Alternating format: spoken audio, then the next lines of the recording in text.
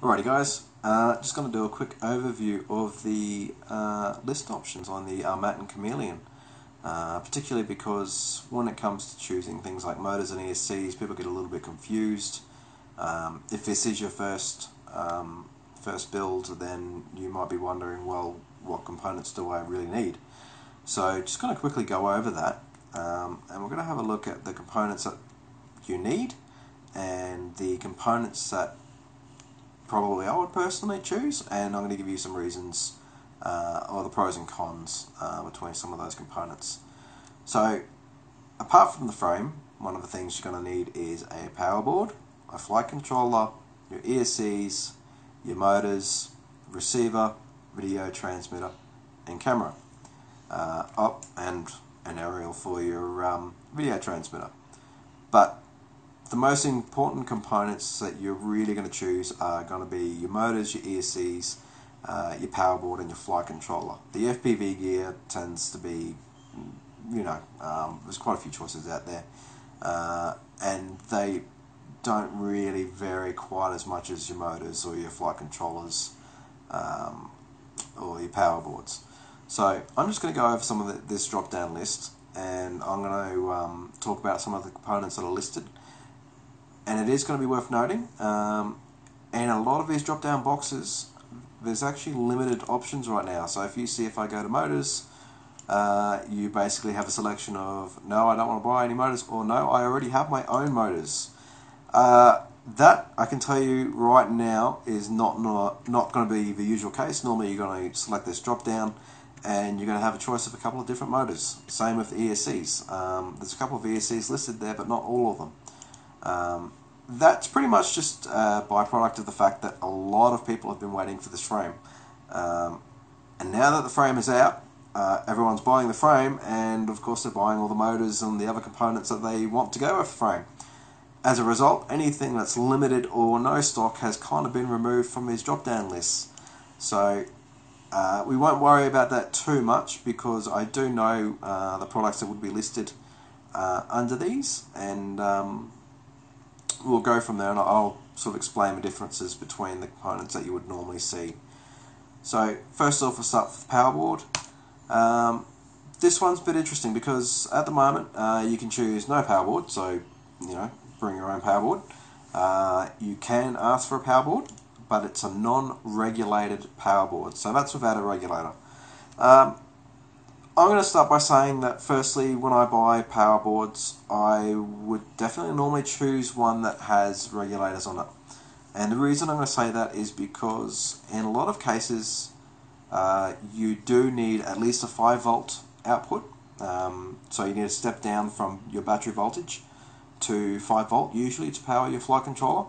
Some flight controllers can take the full battery voltage. These are fairly rare though, so they're becoming more popular, but there's still a lot of flight controllers out there where you do need to feed them 5 volts. So if you're going to buy a power distribution board, I would try and get one that is regulated. There is a regulated power board on the Armattan website. I know it's there, and it's if you have a look, my mouse is running out of battery, I think. If we go to PDBs and I open that up, you can see this one here has a 5 and a 12-volt regulator on it. So there, 12 volts and your 5-volt output.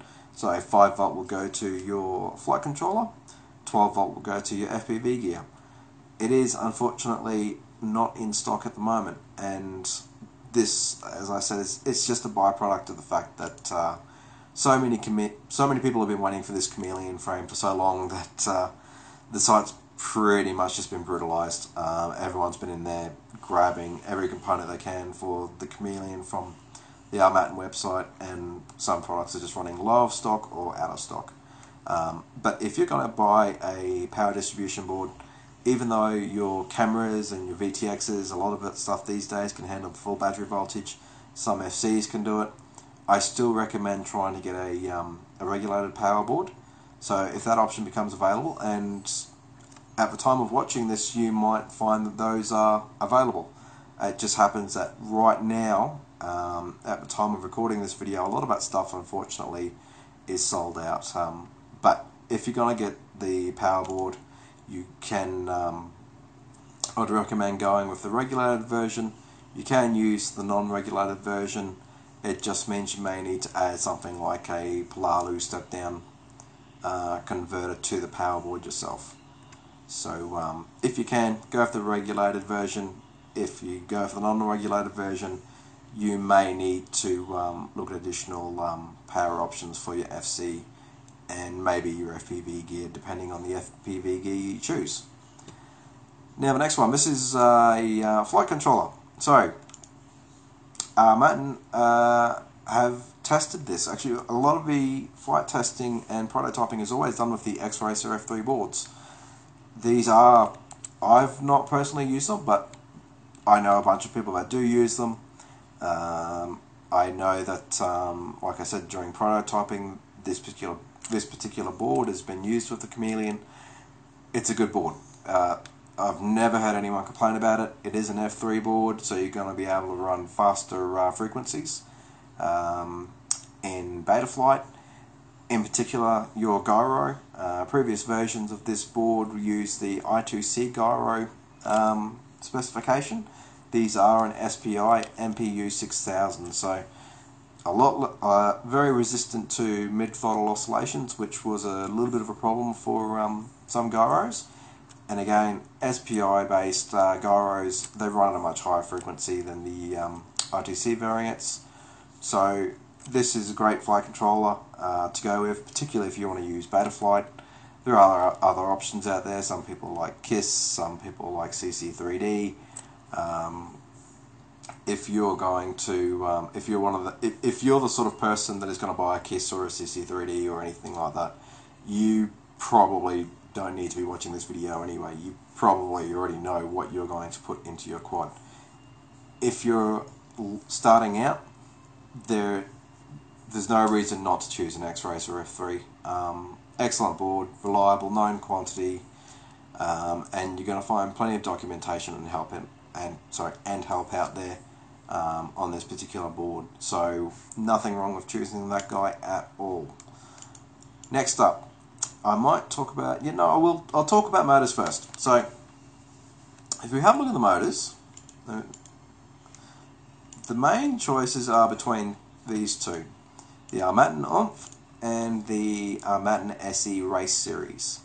Now, the Armattan SE Race Series, I should say, is basically just a rebranded DIS SE 2205. Now, this is a little bit more of a conventional motor in the way the prop mounts onto it, and I'll get into the differences in a second. But this motor is also a little bit older. So one of the big differences with these newer motors is that despite the fact that they've got slightly bigger stators, they haven't really increased in weight. They're actually, if you have a look at the weight specifications on this motor versus the Armattan Oomph, they're actually both between 30 and 31 grams, which, for this application is fine. But the big clue here is in the 2205. So what this means is the stator is 22 millimeters wide and it's 5 millimeters high. In this one, it's 22 millimeters wide and 6 millimeters high. So what that basically boils down to is that this motor is just not going to produce quite as much torque.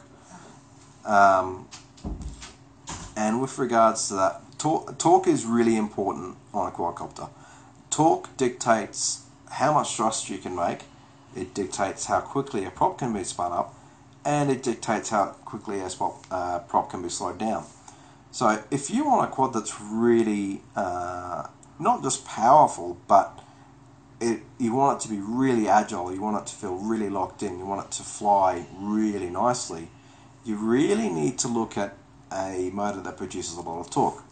Now when this motor came out, and this one is a slightly older motor design, I think it's been out for a year or so. No, actually not quite a year, but like most things with quads, you blink and you'll miss 2 revisions. So this motor when it first came out was an absolute powerhouse. It was producing some of the highest thrust figures out there, and it was throwing the props up in terms of spooling them up and slowing them down much faster than a lot of other motors out there. But it's at this point in time, it really has been superseded. And one of the motors that it's been superseded by is the Armattan Oomph. And that's just because this motor, I mean, it's a lot newer, but there's a couple of things that have changed with the way motors are designed that just make this one so much more powerful. And a big part of that comes back to your stator. So apart from the fact that this has actually got more stator on it, so like I said, it's 22 mils wide, 6 millimeters high. So you've got about extra millimeter of stator around the top. And then on top of that, the magnets are actually so close to the stator itself that they've actually had to curve the magnets to get that to get the belt to spin. Otherwise, on a previous design, you would never get the magnet so close to the stator. And so even on top of the fact that the stator itself is bigger, the magnets are actually a lot closer to the stator itself. So it actually still generates a lot more power on top of whatever advantage it already had having the biggest stator to begin with. So in that regard, choosing between these two motors is pretty simple for me. Unless you've got some sort of medically diagnosed aversion to orange anodizing, there's no reason you wouldn't pick the Armattan Oomph. Like I said, it's just a stronger motor, it produces a lot more torque, and it's actually got something that no other motor currently that I've seen on the market has, and that's this really unusual way of mounting the prop. And if you have a look at this back here, you can actually see the way this is mounted is you've got this little flanged spacer that sits on top. And what actually happens is if you have a look at the motor, we'll go back here, it's got a hollow shaft. And in that hollow shaft it's threaded. So you put your prop on, you put your spacer on top of that, and then you get your screw and you screw that down. On this guy, you've got your motor, you've got your shaft coming out, and then you basically put your prop on top of that, and then you screw down the lock nut. So it's just a different way of doing it. Which is the better way of doing it? In my opinion, it's going to be this way, and there's a good reason for that. If you have a look at this, you have a look at the length of the shaft coming out of here, and then you have a look at the length of the shaft coming out of here. As you can imagine, if you have an accident or you crash your quad, there's a lot more leverage can actually be put onto the shaft here than you could actually put onto that shaft there. So in terms of durability, this motor is actually going to take a much bigger hit without bending that shaft than this motor will. So looking over everything about the two motor designs, for me, like I said, this is a little bit of a no-brainer. There's a choice, you can choose between the two motors, but in my opinion it's not even really a choice. I'll go with the Armattan Oomphs, and I've got both sets of motors. I've got a set of these motors, and I've got these motors, and I can tell you right now, every quad I have that I have fitted with the Armattan Oomph motors. So you know, straight up, that should tell you that. I mean, I've had both motors, and I've switched them all over to the Armattan Oomphs, and like I said, apart from having more power and more torque, it just means that you can really load these motors up with any props you want. It doesn't matter if you go for a really lightweight prop that's not so aggressive, like something like a HQ 5040 triple prop. It doesn't matter if you go to something like a 5046 triple prop. These motors will swing them no problems whatsoever. And the big benefit of having all that extra torque is that it can spin those props up really quickly, slow them down really quickly, and that's a big component that actually goes towards making your quadcopter really agile and locked in. So if you're going to choose between those two motors, this is easily the choice to go with. But I mean, they're both going to fly well. I just think that this is the motor to go for in the future. So I believe these are in stock, and like they are a little bit more expensive than the other motors, but trust me, spend that little bit of extra money more. You are going to really like those motors. And the next part, I'll go back here. We'll talk about this. So ESCs. Now, both of those motors that you were looking at before can draw over 30 amps. Don't be too concerned about that because that's static thrust testing. And the other thing about that is that no one flies full throttle all the time. It's not an on and off switch. It is quite linear. You don't have to be at full throttle all the time. But like I said, it's in terms of choosing your ESC, you've got four choices. There's the Armattan 20 amp, there's the Cicada 20 amp, there's the 30 amp Cicada, and then not listed here at the moment, but you got the 30 amp Armattan ESC. For me personally, I'd probably not look at the, not bother, I should say, with the 20 amps. At this point in time with those motors, the only reason you would really want to go to the 20 amp is if there was a big difference in weight and physical footprint on the frame to go for the 20 amps. And to be honest, there's just not. Having a look at the specifications of both the 20 amps and 30 amps, there's an absolutely minimal weight difference, and the footprint is basically very, very similar. So you're not going to really gain anything by going to the 20 amp ESCs unless you're running a really stupid light frame where every gram counts. But this is not that sort of frame. This is more of an acrobatic frame. It's designed to be durable, and it's a little bit heavier than your standard. Well, I wouldn't say it's heavier than your standard frame because it's actually about right for the standard frame. But you know, you stupid lightweight frames that are getting down to 40 and 50 grams. They're designed to go up in the air really fast, one hit though, and they pretty much disintegrate. That's really not what this frame is about. This frame is about durability and having a really good acrobatic frame, but is very dependable and can take a hit. So the 20 amp ESCs for me are they're not quite going to cut it, particularly with the two motors that I would recommend, which is the SE2205s or the OOMPs. Both of them can pull 20 amps pretty handily above half throttle. So the 30 amps is where I would be looking. Now, would you go with the Cicada 30 amps or the Armattan 30 amps? There's really not a lot of difference between these speed controllers. The weight of them is pretty much the same.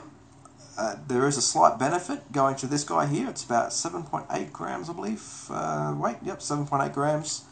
And it's not listed here, but I did look up the weight of the Cicada 30 amps, and they're, I think, a little bit over 9 grams. So a little bit lighter on the on this guy. And the footprints of both of them, they're both roughly exactly the same size. I mean, they're out by, I think there's a 0.03 millimeter difference between the two of them, or 0.3 millimeters, I should say. So physically they're about the same size footprint. They both handle 30 amps. So which would you pick between the two? I'm actually going to lean towards these ones, and there's a specific reason why. 2 to 6S, 2 to 4S. Now, will you ever use a 5 or 6S LiPo on the Chameleon frame? It's up to you. For many people, 4S is plenty. 5S is getting into, I want serious power. 6S is, I don't know. I think that would be more of a curiosity thing, just to see what something like that would fly like on 6S. But given that most of everything about these is the same, same 30 amp power output, this one is a little bit lighter. They're both basically the same footprint size. I would say, well, actually, even going back, they're the same price. The fact that this can take 2 to 6S, it just gives you that little bit of wriggle room that in the future, if you do want to go a little bit mental, you can with this ESC. It is rated to it. So that's probably what I would go for. In terms of the functionality in software, they're both pretty much near identical. They both support one-shot 125, one-shot 42, multi-shot. They both do D-shot as well. So there's really negligible difference between the two, but for the same price, I think I'd rather get something that is rated for that 2 to 6S. So that's where I'd go on that one. So got the motors covered, ESCs, video transmitters, cameras, antennas.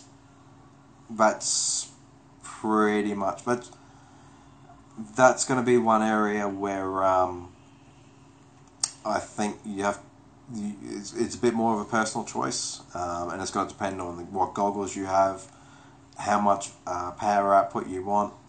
On the site, they do list the Amway 200 milliwatt. That's going to be plenty for the majority of people.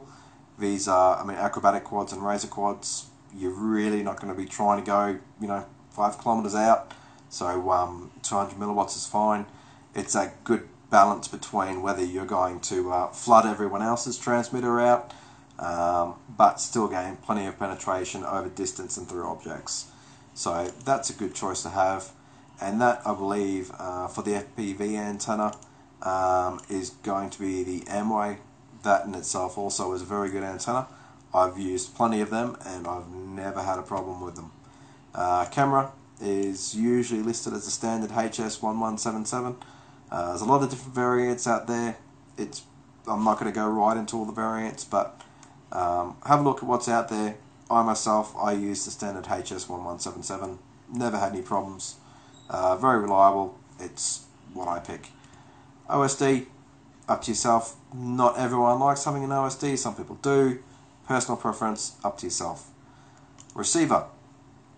Armattan only really lists the Lemon RX, which is a DSMX satellite receiver. It's for spectrums. I think the majority of us now flying multi-rotors have moved on to FR skies. So have a look at that one. Obviously, if you've got the Spectrum, you can get that from here. If not, you might want to track down something like an FR Sky or a user for Taba or a Graupner or anything else. That one, like I said, you might need to look somewhere else. Props. Pretty much can throw any prop at these motors. I'm actually using, of the 2 quads I've got with these motors, one of them I use has a 6x45 triple inch prop on it.